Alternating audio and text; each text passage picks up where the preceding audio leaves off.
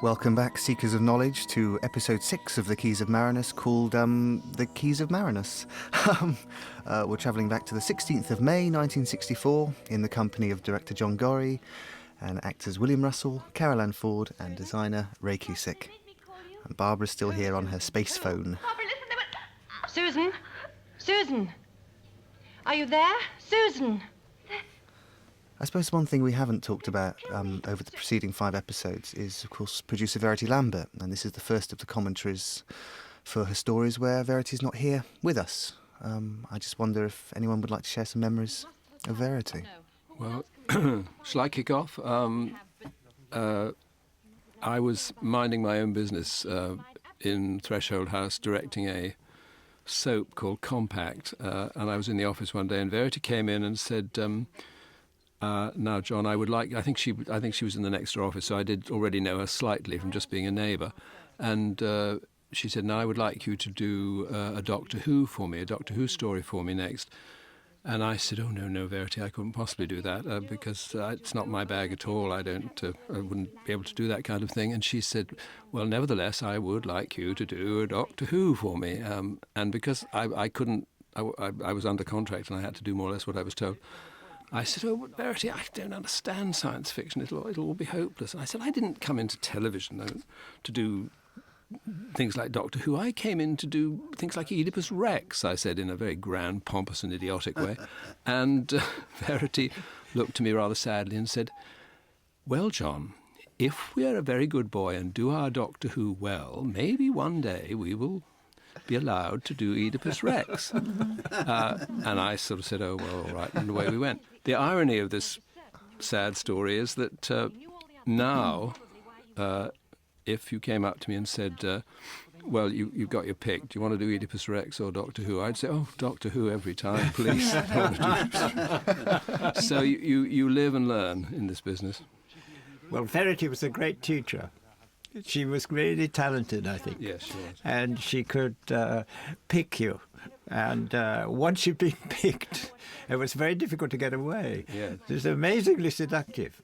I remember she invited me to meet her for a drink, and then we happened to talk about cooking, and said, oh, I'm very interested in cooking, and so come and have a meal. And she cooked a most delicious meal, marvellous wine, everything. I mean, what are you going to say? I thought this was, I surrendered immediately.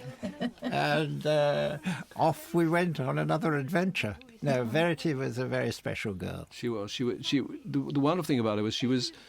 You felt, and well, I as a director felt, and I suspect you as actors felt, you felt you were in what I believe now is called a safe pair of hands. Absolutely. She knew what she was doing. Yes. You didn't feel, oh, well, I wonder whether this is all right. You just felt, no, Verity says it's all right, so it's all right. Yeah. This is what happens, you know. Right, She knows what she's doing. She'll make it work. She'll help me make it work. Yeah. And I felt totally secure and very happy with her. No, I loved her. I thought she was a great girl. Well, it was a wonderful choice of people that she made for us. I mean, as far as we were concerned, Bill and Carole and Barbara, everybody gelled. Yeah. And this is part of the magic of being a producer, I think, to get together the people who really like each other and can work together and spark things off each other. Yeah. And I think she was wonderful.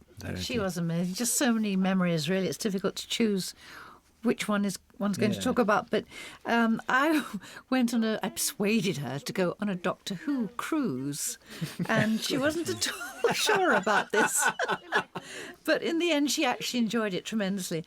And what I didn't realise is that she actually wasn't, this is about 3 years ago, she wasn't terribly well then. I had no idea. Nobody had any idea. I mean, she didn't give you any idea at all. There's anything wrong with her. In fact, it was a huge, huge ship. And it had a track all the way around the outside of it, a jogging track. And this track actually apparently went on for about a mile. And as soon as she found out there was a jogging track, she said to me, "Oh, who's going to get up early and come jogging?" And before I had a chance to say anything, "Carole, why don't you do that?" I said, okay, Verity, I'll do that. That's fine. We'll do that. So she knocks on my cabin door quite early in the morning, dawn, I think, and off we go jogging. And she was leaving me way behind, absolutely breathless. I mean, she was absolutely wonderful. Carla couldn't have known. I know Verity was very worried about Doctor Who at the beginning. I wasn't privy to what was going on backstage, as it were, but I got the impression that all was not well with those on the 6th floor. They weren't at all keen on science fiction and sort of spooky monsters and that sort of thing. Anyway, I passed Verity's office one morning and she called me and she said, "Look at this, Raymond, look. There was a great sack of letters, mail from the fans, all demanding more Dalek stories." And I said, "Well, this is incredible." She said, it's great. And she said, there's great talk. BBC Enterprises are planning to launch Dalek tea towels and Dalek soap on a rope. And I've heard, she said, there's going to be a feature film, which Terry Nation is involved with. I don't know whether you're involved with it, Raymond, but it's all happening. It's all happening. And I could tell she was greatly relieved that, and of course, in retrospect, it saved the series. Yeah. All that enthusiasm. Yeah. But it was, I mean, it must have been largely due to her and indeed I mean, I was only involved in this one storyline, but you were all involved much more for longer periods than I was. And it is largely, I'm sure, to her and your enthusiasm and belief in the project that it was the success that it was. And it is quite extraordinary to me, and the most extraordinary thing about this whole business is that I'm sitting here in a room 40-some years later talking about it. I mean, it's bizarre, when at the time it seemed to be just some little thing that was a kid's series and was neither here nor there, and you did it, and off you went, and the next job, and boom. Yeah. But I mean, it's the way it's lasted, and the love that it felt for it, and the affection in which the whole thing is held is quite extraordinary. And that's really largely due to you lot and to Verity. Oh, wow. It's lovely. I was going to ask, actually, John, looking back on it from such a 44 years ago, how do you feel about the Keys of Marinus? Is it something you're happy to look back on, or are you constantly criticising yourself for decisions you made such a long time ago? Well, to be perfectly honest, I don't remember most of the decisions that I made. I'm immensely relieved was immensely relieved this morning to hear from Ray, when we were looking at the early episodes, that there wasn't much headroom, and the sets were only, what, I think you said 12? Well, the cyclorama, the yes. skycloth, as it were, was only 12 foot high. Yes. And I mean, when I heard that, I breathed a sigh of relief, because when I watched it first, I thought, but it's also kind of economically shot, if you see what I mean. Why haven't I pulled out? Why haven't I given them much more space? And of course, I had forgotten that the reason was that I couldn't. It wasn't possible to do it. That one, in a sense, has used all the space one had. So today has, in fact, helped me, because when I saw it first, I thought, oh dear, this is awful. I should have done it better than this, and feeling slightly ashamed of what I'd done. But I'm not longer. I'm immensely proud of it, because I think, considering the limitations under which we worked, it's not half bad. So, today's been great for me, because having come in thinking, well, it's all right, but I could have done it better, I'm now thinking, oh, well, it's not half bad, considering. Yeah. They really should have employed actors that were all my size, seeing as you had such little space. That would have been good. That would have been good. Dwarf actors. You didn't return to Doctor Who, though, John, did you? Was that a conscious decision? Although we do hear that perhaps you came back to do one episode once? There's this magic story about which I can't believe that I did. I don't remember doing it, and if I did, it's completely gone from my memory. The story goes that we think it was Henrik Hirsch doing it. Yes, it was Henrik. It was Henrik. Well, the director, the story goes that during, I think they'd almost were about to start recording. I mean, they'd rehearsed it all day, and they were about to start recording, and the story goes that this director fainted with horror or terror or just He was a bit highly strung. I think we drove him to it. Yeah. Anyway, he fainted and passed out, and there was no director to sit in the chair and sort of guide people through. And the story is that I was called into the breach. I suppose I happened to be in the building. Now, various people I hugely respect. Tim Coombe, who was at the AFM on the Keys of Marinus, swears that it was me, because he was apparently the AFM on this other story as well. Swears that it was me, but I have absolutely no memory of it at all. And if I did do it, it's totally, my mind has gone a complete blank. And I personally don't think I did, because I don't think it's the sort of thing that you would easily forget if you'd suddenly been taken from an office and said, you've got to go down there and shoot Doctor Who. I think I'd have remembered. And I don't think it was me, but I'm told it was. So there we have it. John Gorrie did not direct an episode of The Reign of Terror. Is that what it was called? We've cleared up a mystery. Yes. Well, I don't think I did, but if I'm wrong, you'll have to forgive me. But no, I didn't return to it because I wasn't in. I think we mentioned earlier that the way the BBC was structured, you were either in plays, serials, or series, and I was in plays, which meant that if a producer in plays called for my services, they had prior claim. And happily for me, I say happily, much as I enjoyed doing Doctor Who, my services were required in plays, so I was whisked back to plays after this. And we've just missed everyone. I think Doctor Who's got Ian off the charge of murder, so that was good. That's good. I'm sure the villains have got their comeuppance. Perhaps not yet. Oh, perhaps they're just about to. But at least Susan's safe and sound and no longer kidnapped.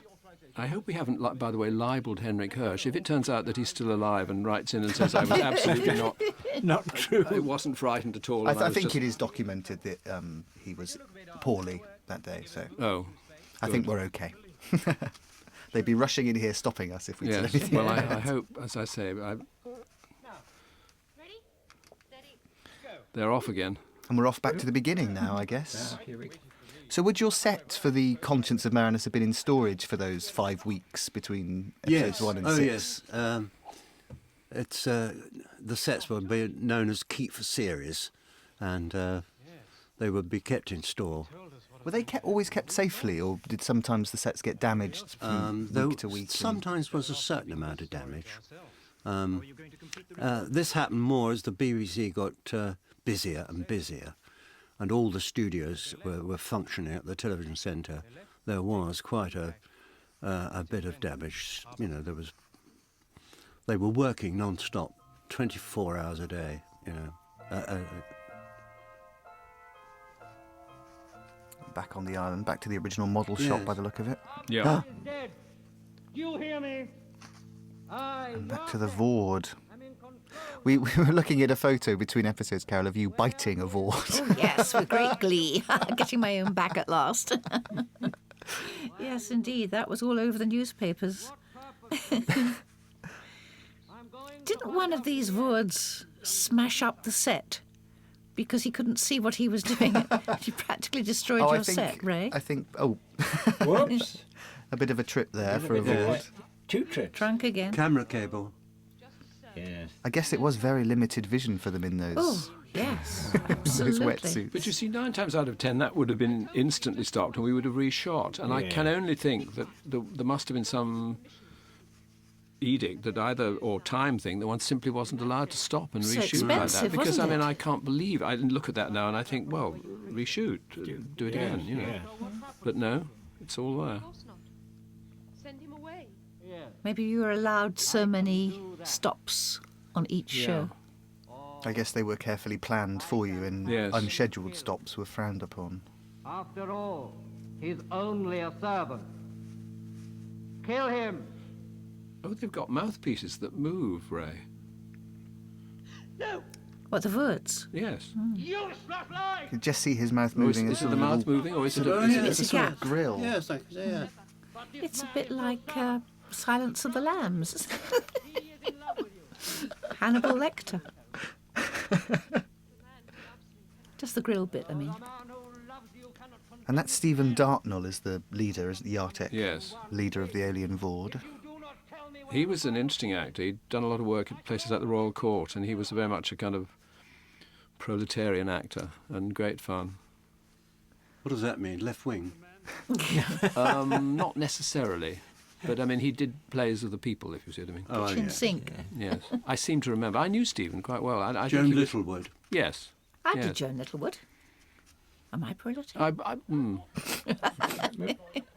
It's not a pejorative term, Ray. I don't mean it in any sense pejoratively. I mean, there's nothing wrong with being a proletarian. No, I was just thinking of her travesty. Oh, what a lovely war. Yes. To me, it was a travesty. Well, yes, but it was meant to Good be a fun to travesty. I watch. mean, that's how it's supposed to be. You were offended by it, Ray? Yes. Really? Yeah. It's called historical accuracy. Yeah. But it wasn't supposed to be. Poetic licence. The entertainment business has done more to ruin history than anybody else. Except historians. Yes. Because every historian has their own view on history. Yes, Just like every writer has their own. I mean, every actor has their own view of how part should be played. Every writer, every historian has their own view of history and tends to sort of distort it slightly. I mean, Doctor Who certainly dipped its toe into the waters of history on a number of yeah. occasions, Oh, didn't yes. it? And as you said earlier on, Carole, it did have a sort of remit to be educational in the early days. Yes, that Yes. was the idea. And so One was told they tried very hard to be historically accurate, but who knows? No, I think this is very, very good. The way the sound increases the more Isn't keys it? they Isn't put it? in. I Yeah, thought it's that good. when I saw it. Marvellous. Fabulous. And it's utterly believable that wonderful Ray thing you created would make that kind of noise.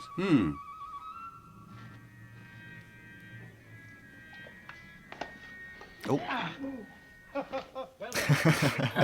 They're not very hardy, those Vord. No, feeble lot. Back to the ship. What about Sabitha and Altos? Yes, they may be hiding somewhere. Actually, Sabitha and Altos haven't really had a lot to do in this story, have they? You sort of cast them as No. pretty prince and princess, but really they've trailed along behind you guys. Yes. That's why they were cast as pretty prince and princess. Because that's what, if you have two parts that don't have much to do, you make sure they at least look good, so that people have got something to look at. Look, I think we'll take this with us. Yes. Just in case. Funny to see the Doctor with a knife. I was just going to say the very idea of Doctor Who with a knife. Even if we manage to untie ourselves, we'll never break the gates down. At least I could defend you. I can't even do that. It's very British of him. At least you're with me, Altos. Oh, they've fallen in love without us even noticing. It's a very peculiar shot, but never mind. And here we've got the best disguise ever on television. I'll be there. Yes, this is, I'm afraid, unfortunate. But what can you do? You know, the Vords have got funny heads. But this is the sort of thing one strives to avoid, because you think, well, if they think that's George Coulouris, they're very, very stupid people, and you should try with all your might to Been a long avoid them journey, seeming we're stupid. very And I'm afraid tired. it makes them look awfully idiotic. I hope George Coulouris was watching this at home thinking, they thought I looked like Like that. It was the disease that did it. You see, it wasted him away. And made his that's head possible. Turned him bigger. black. That's possible. He had got much smaller suddenly and was very thin. It certainly has. Is he a good man? Is he sincere Yeah. in his feelings? To their credit, I think Changed his Ian's... voice, Look, didn't Ian's very suspicious already, I think. There are many Perhaps they secretly knew and were playing. Perhaps you secretly knew and were playing him along a bit. That'll be Well, it. Susan Yeah. says that she knew, because she doesn't know why Ian gives him the key, because he obviously isn't Arbitan. Arbitan. You don't know him. You must make up your own mind. I agree, of course. But the key, the final key. Yes, he's not the most cunning of people, Yartek. I have it here. Well, maybe by Vord standards he's incredibly cunning, but it's just that we're being hard on the Vords. And actually, we haven't seen a Vord anywhere else but here, so they haven't got anywhere else on Marinus, have they? They obviously just live In near this- this one yeah. island. We can enjoy our triumph together. Right. I will. Don't trust him.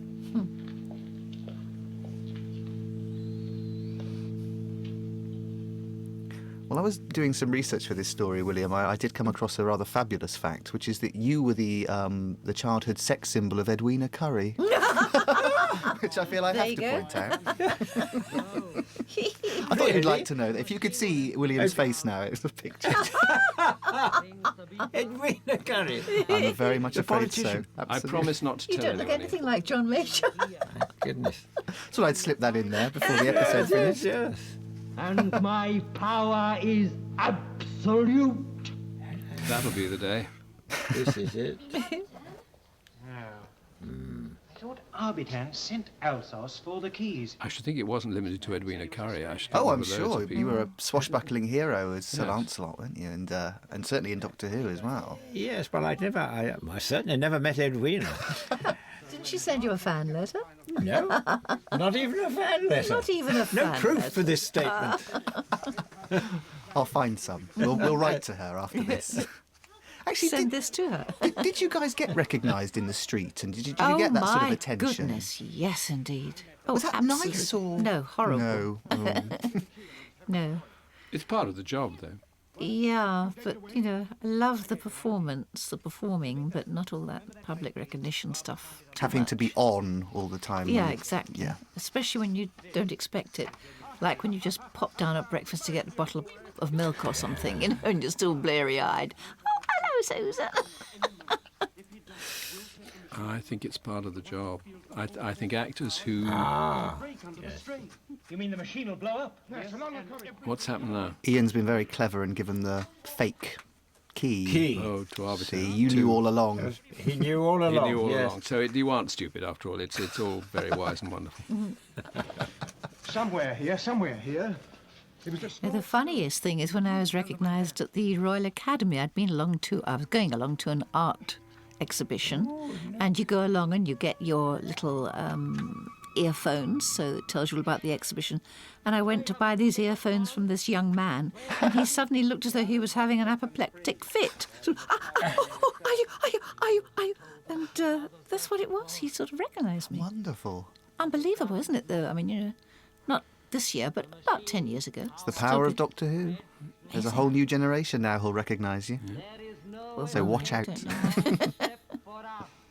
But there's the actors are, if they're at all in the public eye, I think have to put up with it. It's part of the Oh, sure part you of the do, course. but you don't have to like it. No, no, that's true. No, but you I do Very think you have good, to do it very gracefully. good. Oh, yes. Yeah. Oh, yes, Good absolutely. bang. Yeah. Certainly, yes. Oh dear. It's that wonderful story of Kirk Douglas with a over here and in a lift, and this man did exactly what your man did and is absolutely gobsmacked and is staring at him open-mouthed, and Kirk Douglas is dimly aware of this, and finally the man says, "Do you know who you are?" Yes. Oh, didn't you used to be, is what I get Yes, sometimes. Didn't you used to be Carole Ann Ford? Yes.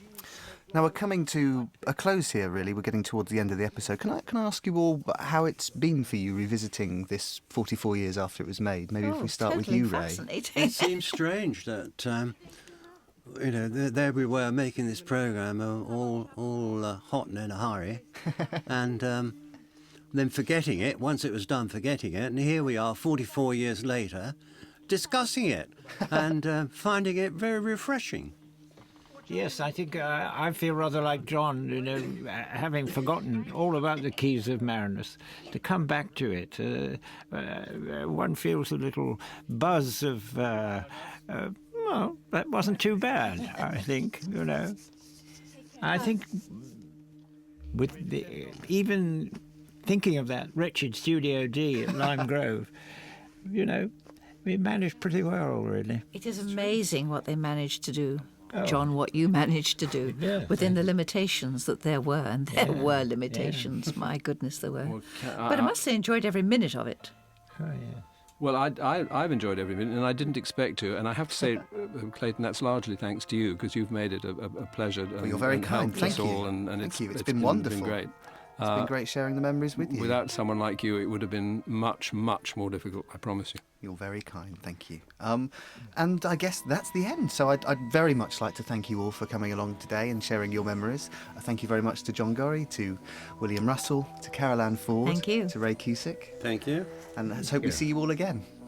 Oh, yes, that would be nice.